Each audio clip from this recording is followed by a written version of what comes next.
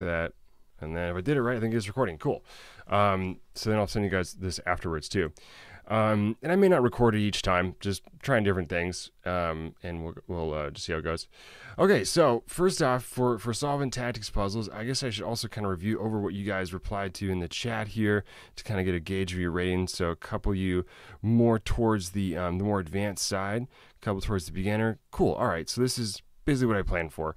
So if you're more towards the beginner, maybe this is something that you've never heard before, but that'll blow your mind. It's a great way to solve puzzles is think about it this way, doing checks, captures, and threats. And we could even expand on this a little bit and add some other things in here.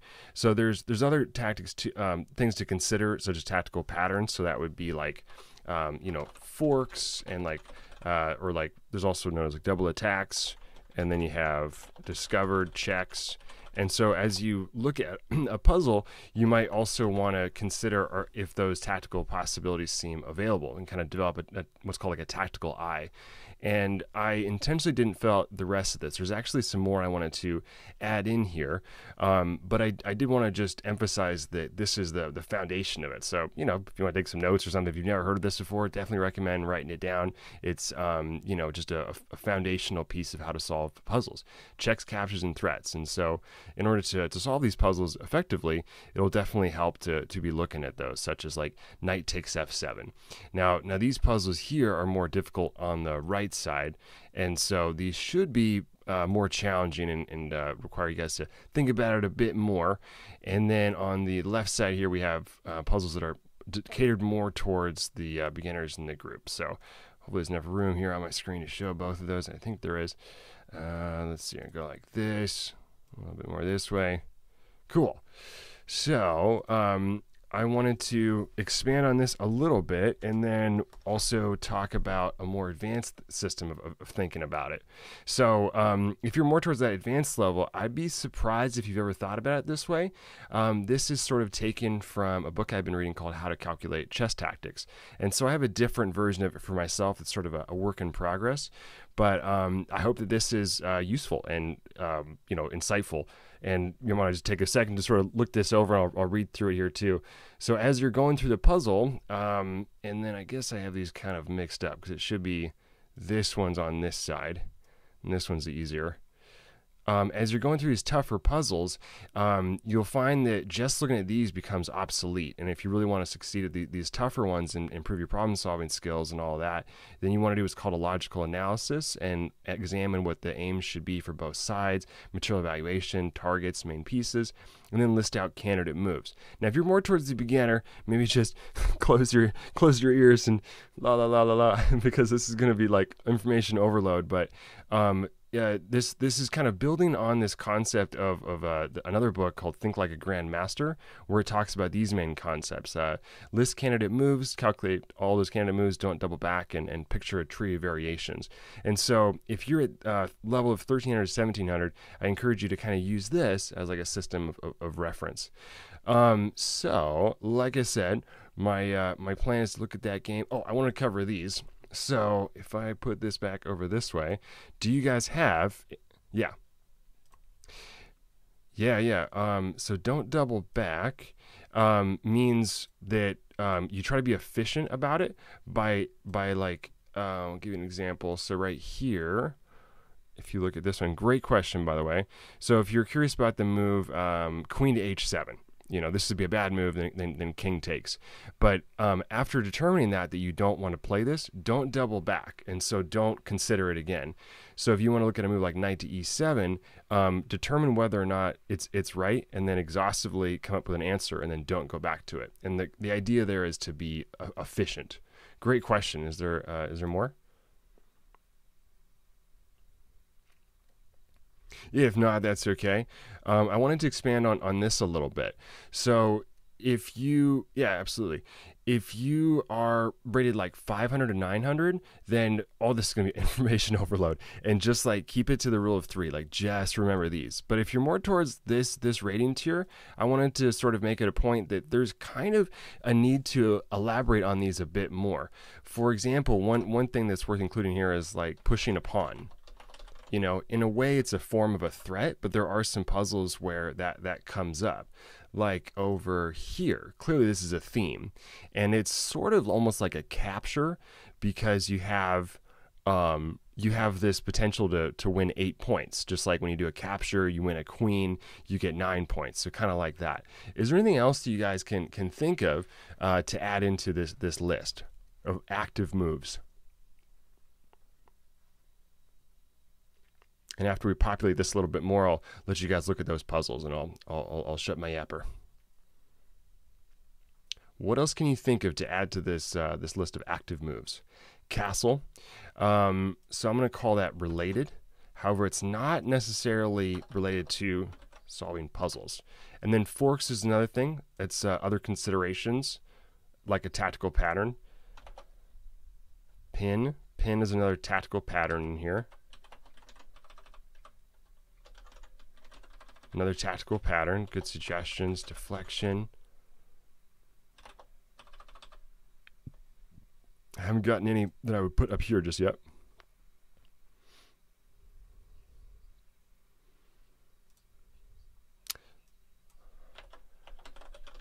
Related, but yeah, related, but not tactics specific.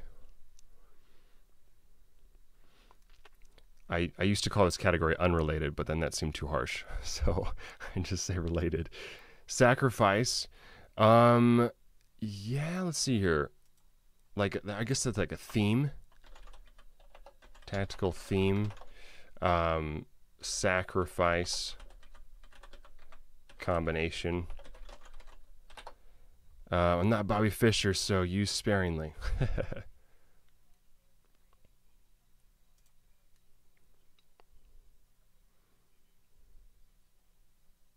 Zugzwang is another tactical pattern. Zugzwang. All right, I'll give you one here. Can you clarify your question?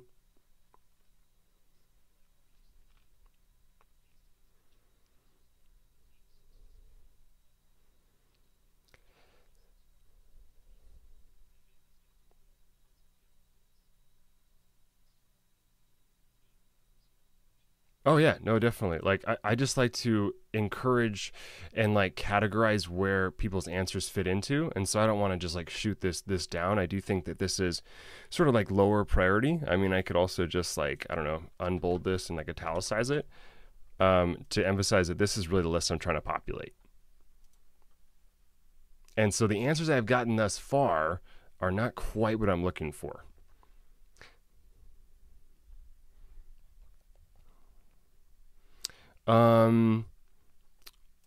I guess I would I would call it like phases of the game. All right, so here's one. Checkmate. So it's sort of, I mean, it falls into the category of like check, but it's worth pointing out that this is basically the most active thing you can do. It's, you know, very forced, and it's the end of the game. And so you know, forcing a handshake, I guess, you know. And so that's going to be the end there of this one. And then you also have this idea of like checkmate threat. So where would this belong? So it's threat, similar like threatening a queen, but since it's threatening something that's of greater value, it kind of belongs in a spot that's separate from that. And so where would you place that? Like 1.1, 2.1. To clarify here, where does checkmate threat belong? Example 2.1. Where would you guys place it? It can't be below threats, because, and this is another distinction I want to make, threats, when you're looking at this, yeah, and so this is where I may lose you, okay? But I want to make a point here, that when you're considering threats, you want to do it, like, think about it chronologically. So like there's when you threaten the queen or rook, bishop, knight, and pawn. So if you list a candidate move where all you're doing is threatening a pawn, that is drastically less active than a move where you're doing checkmate, right? So then the same kind of thinking about what chronological piece fits in and like how that works could also apply to captures. Would not apply to check because you're only attacking the king, of course. And so, one more time, my question is, where does the checkmate threat belong? I got one answer for 1.1. What else we got?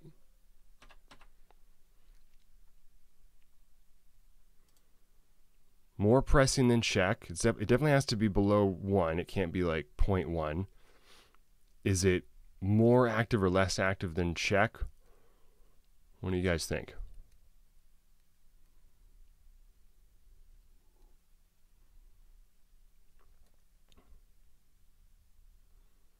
More. So we got 2 votes for more active than check.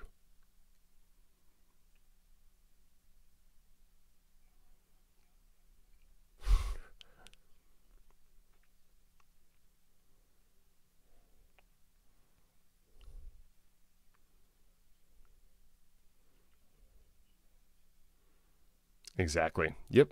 So, yep, that's pretty much exactly how I describe it too. You're just going to have less moves available. You know, if your king's in check, you can run away, capture or block the check. But if you're just being threatened, if it's just a checkmate threat, you could do checkmate yourself, for example, and something. So, I'm going to put this over here. So as I warned you, this is maybe where I'd lose you a little bit. And if it's your first time hearing it, just remember that it's basically these main ones. You have threats. I'm going to highlight these here, and I may also send kind of a PDF of this to you guys as well, here, and here. But if you're especially getting closer to like 1300 and you feel like check captures a threat, it's kind of obsolete, you would be right. You kind of incorporate more.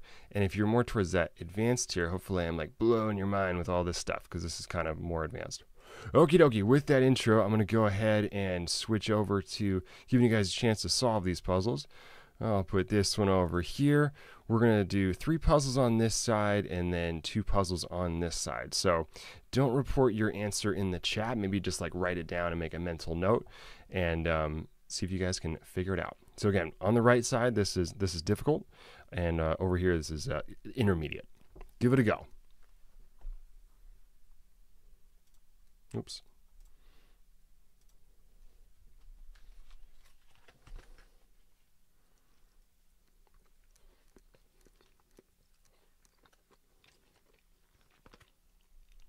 Oh, yep. Yep.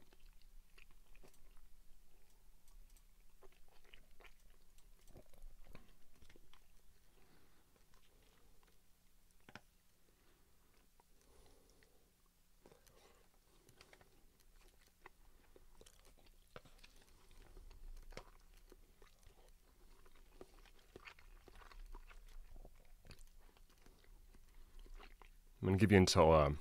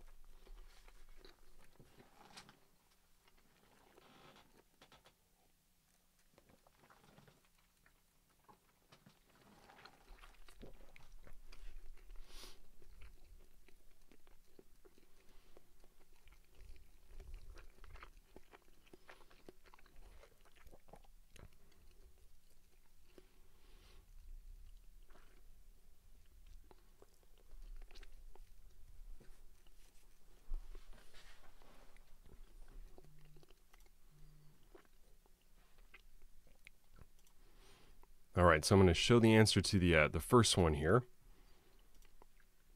So you want to go queen. I mean a knight to f6 check, checking it both with the bishop and the knight. And then when the king goes over to h8, then you want to go queen to h7 checkmate. If you got that answer right, good job. On to the next one here. I'm going to give you some more time on this one, and here's your next puzzle.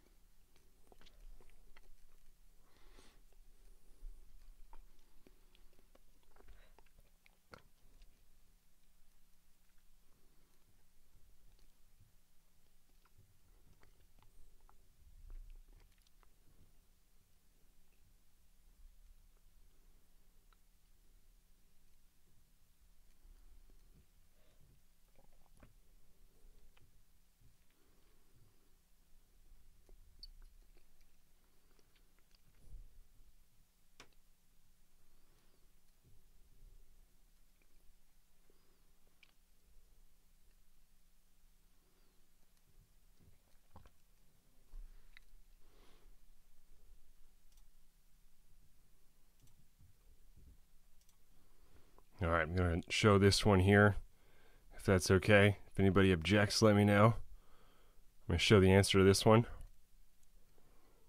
And we're going for it. All right, so answer this one over here is going to be queen to a8 check.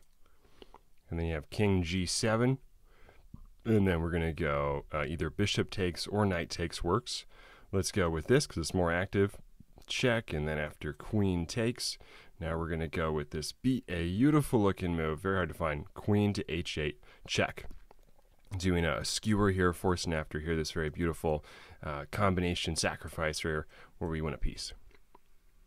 Cool. I'm going to go to the... Yeah.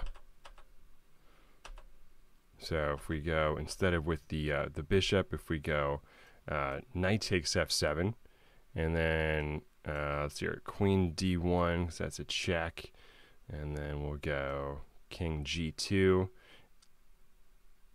I was looking at knight takes h7, which didn't seem to be working. Yep, this one's supposed to be tough. So then after here, I'm kind of curious how we're going to get out a perpetual check. We're ahead now by 4 points. We have 2 minor pieces against 2 pawns.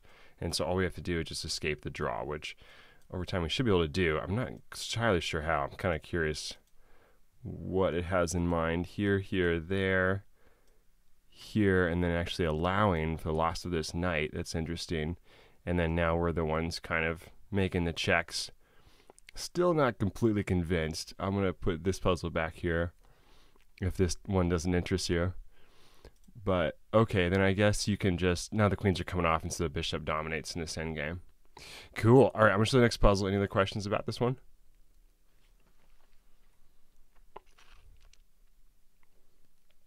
All right. Here's your next difficult puzzle, if you want to give this one a go.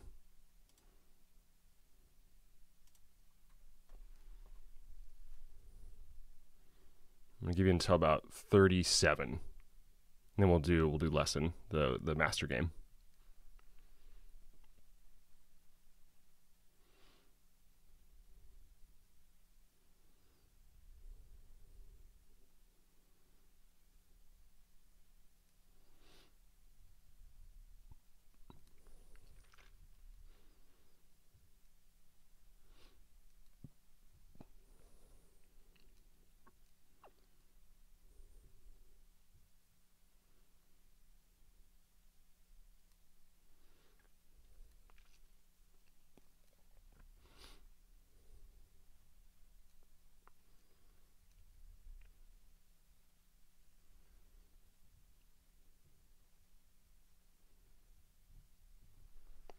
show the answer on this side. So it looks like there's potentially more than one answer. And that's a tricky part of doing puzzles sometimes, is that you don't want to actually play the second best move. And so you'll get the puzzle wrong if you do that. So although knight to d7 check works, it's better to go right here, as you can gauge numerically based on the evaluation here. This says you're ahead by the value of 6 pawns versus 4.5. So again, there's no points for second place if you said anything but this move. And let's see why this works so well. All right, well, after here and then here takes, now we go for knight to e6 check. And then after king comes over, can't take back because it's pinned here. And then we're going to go again for this this knight fork winning a queen. Any questions about that one?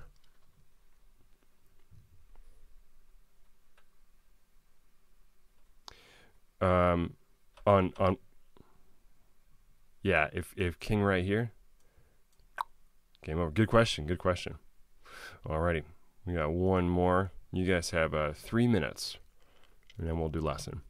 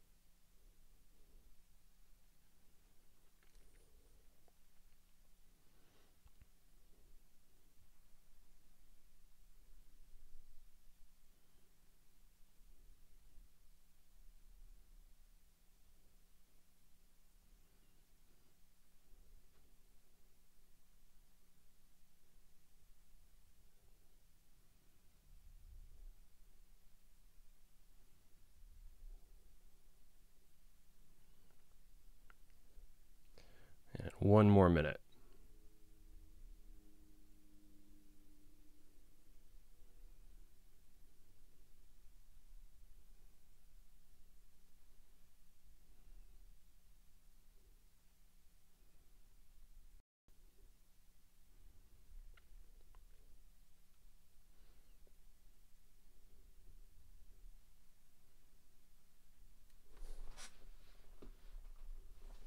What's that? The one on the right. No hints yet.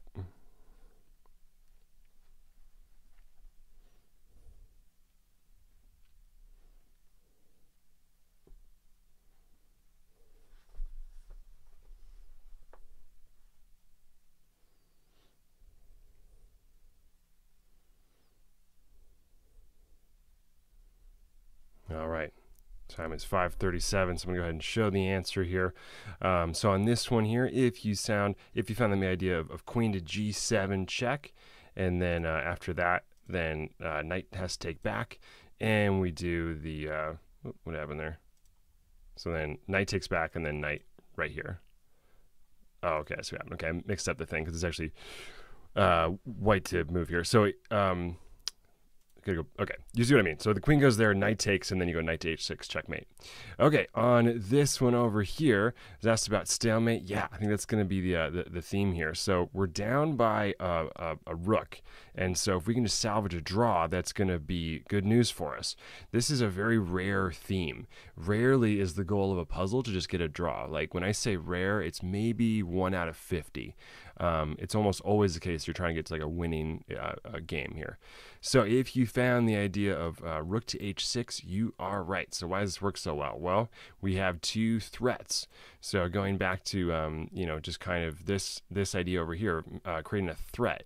We're threatening to take the rook. So that'd be like right here within this little tree of categories. And then we're also threatening to push a pawn. So you can see how, just having this idea of threats, captures, and check becomes a little bit obsolete when you're really trying to get to like a higher level of thinking, and it's helpful to have a full list. So this idea here works really, really well. After rook takes, we're going to go b5, and there's no way to avoid mate. What's up?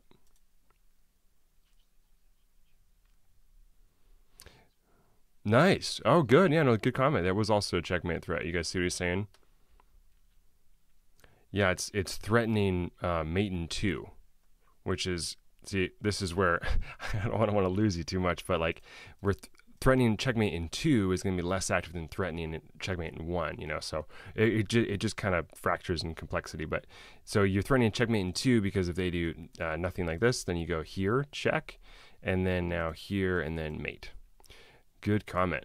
So after right here, then black is obligated to just accept that this is now going to be a draw by going right here. And now after b5, we has the choice between allowing us to get a queen right away or just allowing a stalemate right here right away too. If he decides to not take this pawn, there just isn't a way to prevent it from being stalemate. This is a really spectacular, very rare theme where you just force stalemate. Okay, so that's going to be it there. Before we go on to the game here, yeah.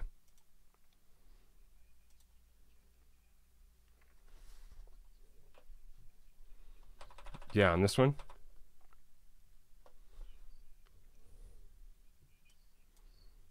Mm-hmm.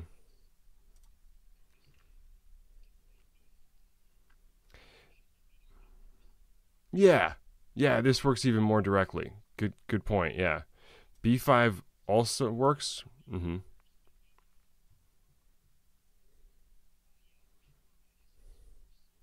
But good point though.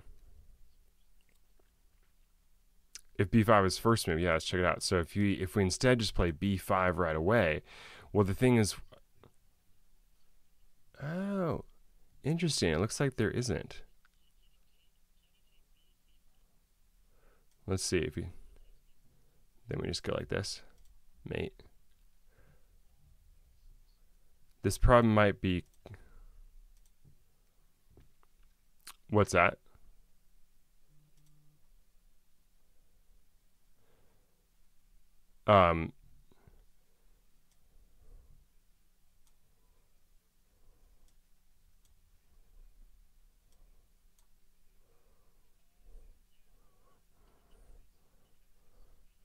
But then he goes here.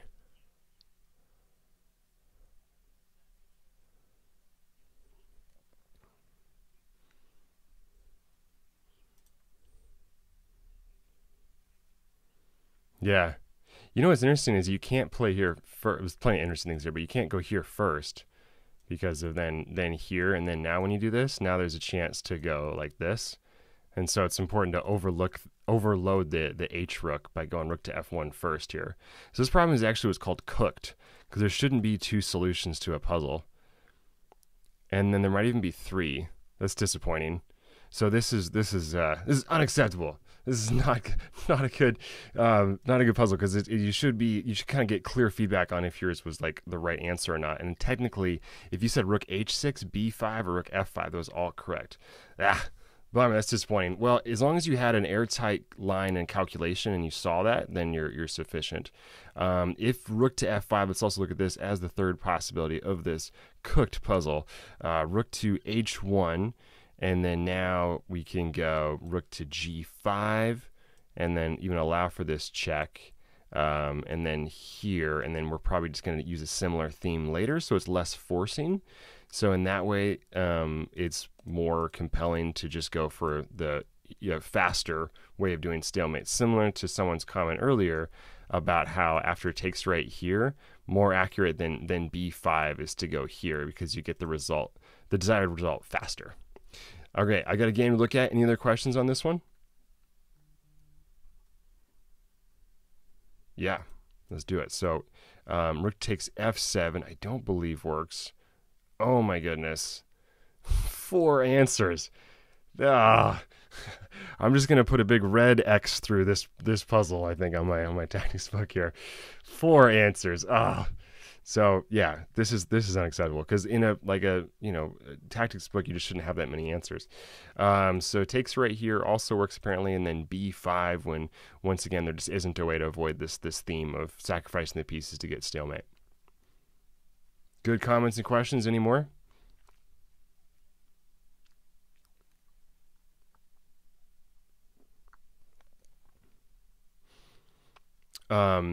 Yeah, nothing on this one here. Yeah.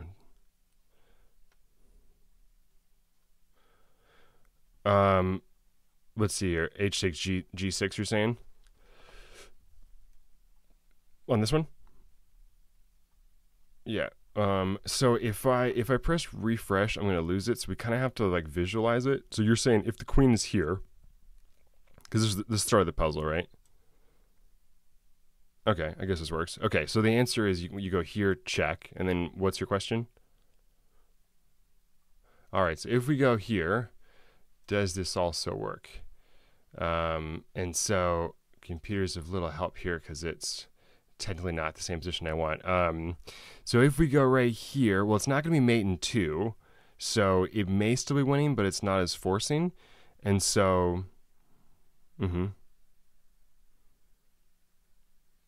yeah, they go F takes, and then this allows black to incorporate his other 2 heavy pieces into the defense, so that should be sufficient to completely stop our plan, actually. Okie dokie. Any other questions? Nope. Alrighty, I'm going to go on to this game over here. So this is and then I'll send you guys this too.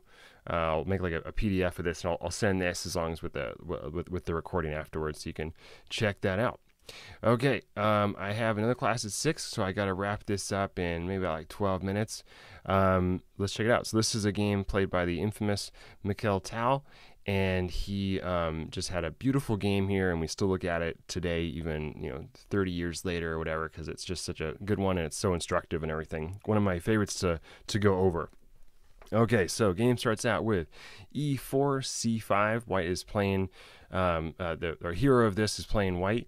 On your screen, actually I can go like this. So I'll go here so you can't see the moves, because I'll give you some chances to guess. Kind of similar to the tactics, although the goal of it is different than a puzzle. But I'll just pause the intervals and give you guys a chance to think of what you would play.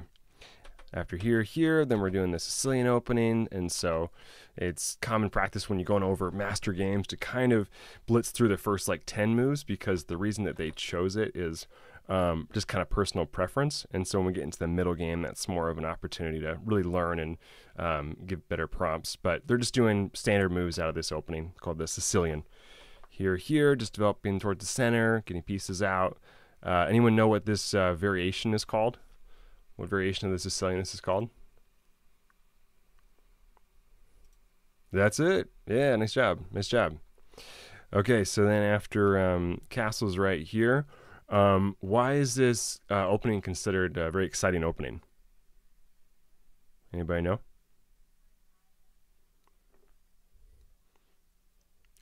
What? Oh, yeah. That's it. Yeah. Castle's on opposite side, and so that's gonna lead to a really exciting game because both players are just going right for each other's jugulars, and so it's often the case that offense is the best defense in this opposite side castling position, and so tempo and just it becomes a critical part of this as well, and being ahead in the race on time, and so bishop to c4. So controlling the center, aiming at f7 a little bit, knight to d7. So this is where black starts to falter a little bit.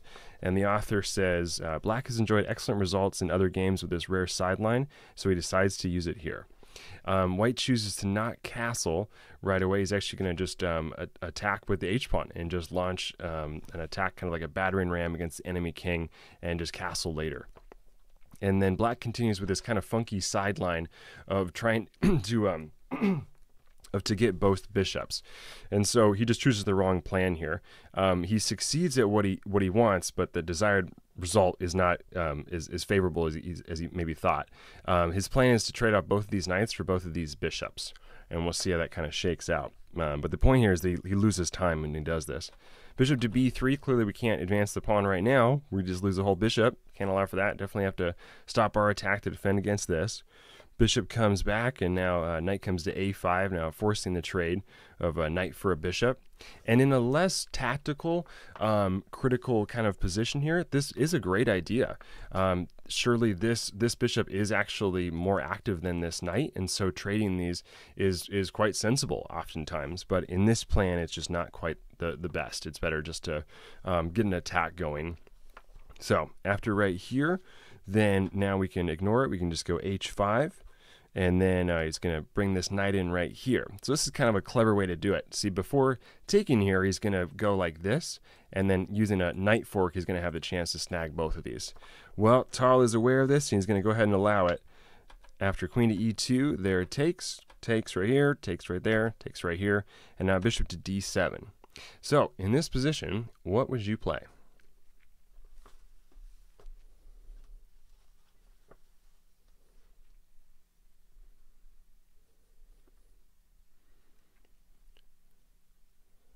I'm going to give you guys a moment here.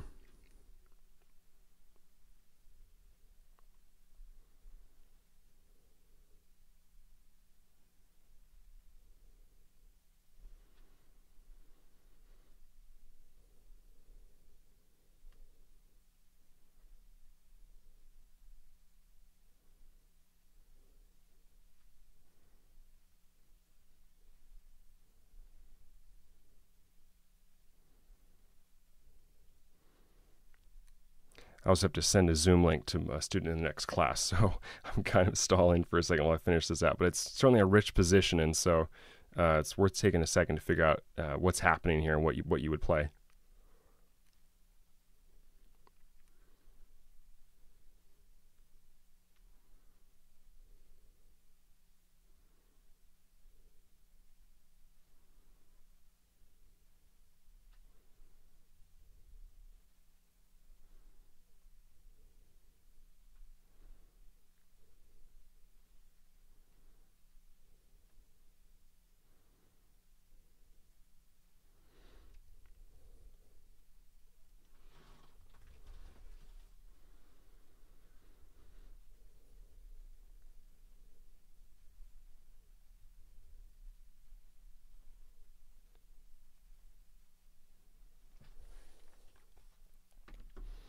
All right, so if you said castle's queenside, you found the same plan that Tal did. Let's see if there was some potentially other good answers. No, the computer confirms that this is indeed the best move. So if you suggested, or if you're thinking about a move such as just taking on g6 right away, it says that this move is acceptable but still not quite the best. And so I suppose we're just not making as good a use of the attack. The computer changed its mind. It says this is maybe acceptable too, and we just castle now. Okay, a little bit inconclusive there. Unless there's a better move there for, oh, okay, right, okay, better move here for black, f takes. And this is similar to what we saw in that puzzle earlier. Same thing, where by going here, now black has more of a chance to involve his heavy pieces into the defense. So just slightly inaccurate. Okay, so we're going to go ahead and get castled then. I'm going to this details tab so you can't see all the moves here. Okay, so then after here, and then e6. Let's see here, 551. I don't have quite enough time to give you prompts in each turn, so we're going to go f4. And the idea here is we're doing like a pawn avalanche to rip open the enemy kingside. And so f4 is certainly a difficult move to find. It's not nearly as obvious as like castling. And after right here, queen to b6, once again, here's another position where the move is not quite as obvious. And having that tactical eye is going to help, and having just a general gauge for, you know, what move is going to be successful in a position like these. Give you a few candidate moves, a few options, and you can just sort of select which one you think might work. So you got like here, g4, f5, or e5. How on earth do you choose the right move? And which one do you think it is? And for this one, feel free to share your answer in the chat.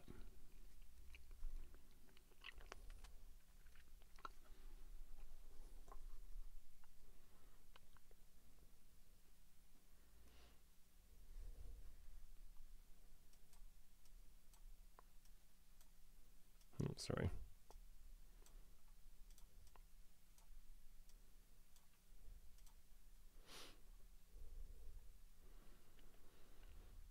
F5 to lose queen. Maybe you're thinking of like here or something. You can't go bishop to h6, so you just take it. E5 to close the center. I don't think we necessarily are motivated to close the center. And if we go here, we lose control of f5 quite a bit.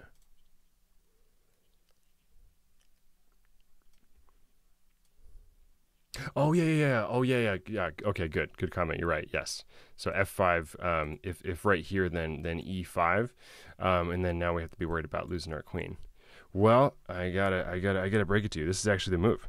So this is what makes Tal so infamous here. Is he's just really got a great eye for tactics like this, and he said, and he knew that this was a possibility, but he allowed for it.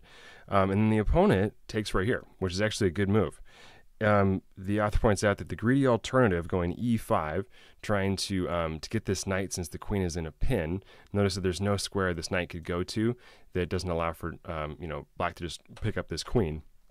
Would be met by the spectacular knight to d5, returning an attack on the enemy queen, seemingly of no use, because you would think that it takes right here and then takes right here, and that black's going to come out ahead. But actually, after knight to d5 here takes, we're not even going to grab the queen. We're going to go here check, ignoring the queen, king to h8, h takes, allowing for this queen to be taken, because if right here, now we can go mate. Very exciting checkmate there after giving up a couple pieces. And then also if in this position they go f takes g6, then now we still go right here. Yeah, absurd mate, right? There's probably a name for this mate, that kind of pattern with a knight and rook are like that. And then after here, same exact threat, and so now here, and then we're just gonna go for it. And then if here they go like here, we could even go rook takes check here, and now here's gonna be mate. So pretty spectacular stuff. He's also playing a simul, so he's playing multiple games at once, and he just quickly scanned over this position and went, yeah, f5 works. Kind of unbelievable, right? You gotta imagine he's got a row of boards in front of him, and this is like one of 20, and it's generally common you don't spend more than a minute or two. So he just, looked at this and he says, yeah, that probably works. And he just played it. Unbelievable stuff. And the whole game is like that.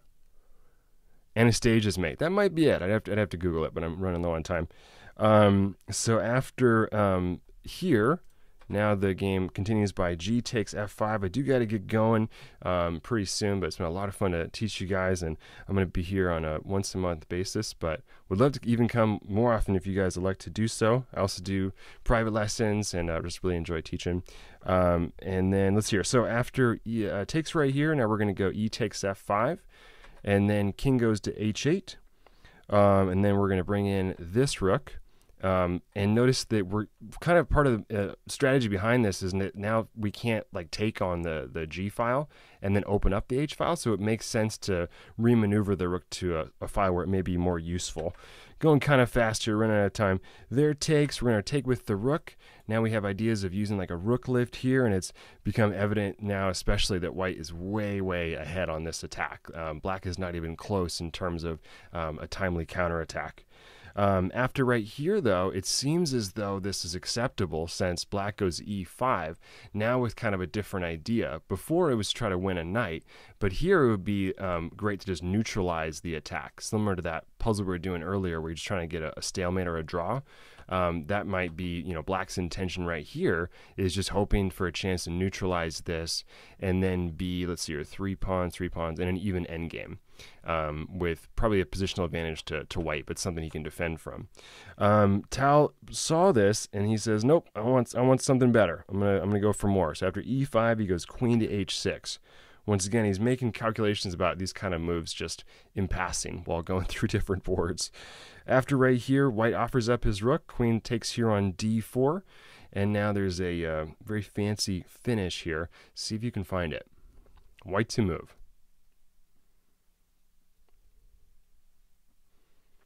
Got one vote for push the pawn. One vote for queen to f6 check.